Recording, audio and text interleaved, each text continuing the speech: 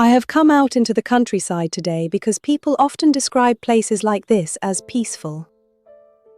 They talk about the quiet, the birdsong, and the chance to get away from everyday noise. I understand what they mean, but quiet has become a complicated word for me. I have severe hearing loss and tinnitus, so the countryside does not always sound the way it looks. When I look around, everything appears to be here. The trees are moving, birds are passing between the branches, and the grass is shifting in the wind. Nothing looks missing, but part of the landscape no longer reaches me in the way it once did. I did not lose birdsong all at once. There was no morning when I woke up and everything had suddenly fallen silent. It happened slowly. Certain calls became faint, then incomplete, and eventually some of them disappeared altogether. I can now stand beneath a tree and watch a bird open its beak without hearing anything. Someone beside me may turn towards the sound while I am still looking around, trying to work out what they have noticed. Birdsong is not only something pleasant in the background, it gives a place depth. A call from behind a hedge tells you that the landscape continues beyond what you can see. Another from high in a tree draws your attention upwards. Several birds calling from different directions can make even a small garden feel much larger. When those sounds begin to disappear, the landscape changes. It may still look open, but it can feel strangely reduced because some of the distance has gone with them. The other sound I carry with me is tinnitus. People usually describe tinnitus as ringing in the ears, but mine is rarely that simple. It can be a high electrical tone, a hiss, or several sounds layered together. The pitch can change, but it never completely stops. Coming somewhere quiet does not remove it. In fact, when the sounds around me become softer, the tinnitus often becomes easier to notice. The quieter the landscape appears, the more room there is for the internal noise. That creates a strange contradiction. I can be standing in a calm, beautiful place while hearing something relentless. The view suggests stillness, but my hearing does not give me the same experience. This is one of the reasons I have started thinking more carefully about what quiet actually means. Quiet is not always the absence of sound. Sometimes it is the absence of pressure. Out here, I am not expected to follow several people speaking at once. Nobody is waiting for me to answer a question or respond at exactly the right moment. I do not have to work out whether I heard someone correctly, or pretend that I did because the conversation has already moved on. The tinnitus is still present, but the pressure to understand has been reduced. That is where the relief comes from. Different parts of the landscape create different experiences. A sheltered path can protect my hearing aids from wind and rain, but it can also feel enclosed.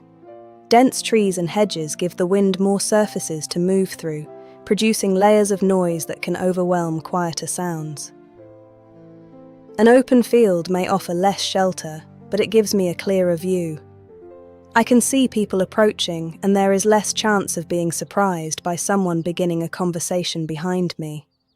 The choices I make are not always the choices another person would make.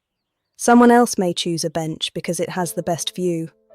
I may choose it because it allows me to sit with my back against something and watch the space in front of me. The landscape is never neutral. We all experience it through the body we bring with us. I have also learned to watch sound. When branches move, I can see the direction of the wind. When a bird takes off, I know something has disturbed it, even if I did not hear what happened. If someone turns their head, I sometimes follow their movement to understand where a sound came from. Listening now involves more than my ears. It involves watching, waiting, and piecing together clues from what is happening around me. There is a sadness in that because birdsong was once so ordinary that I barely noticed it. I did not think of it as something I might lose. Like many everyday things, I only understood its importance when it became harder to reach. This has affected the way I make photographs as well. Photography cannot record tinnitus. A photograph cannot show the effort of trying to separate birdsong from wind or a distant voice from traffic. It can only show the visible surface of the place. I am becoming more interested in ordinary-looking photographs, a quiet path, an empty chair, a patch of open grass. The gap between appearance and experience is where the work begins. An empty chair can suggest someone who has just left. Flattened grass can show that a body has been there. A bird with its beak open becomes evidence of a sound I may not have heard. These traces matter because hearing loss often leaves no visible sign. Other people cannot see which sounds I missed or how much effort it took to follow them. From the outside, I may appear to be experiencing the same landscape as everyone else. I am not. Simply, I am not.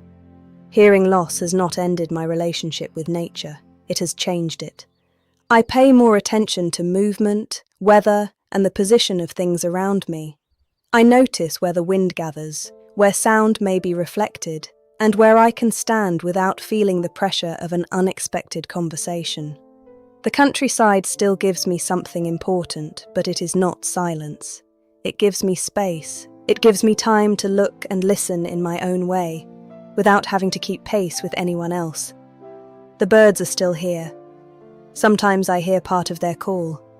Sometimes I only know they are singing because I can see them.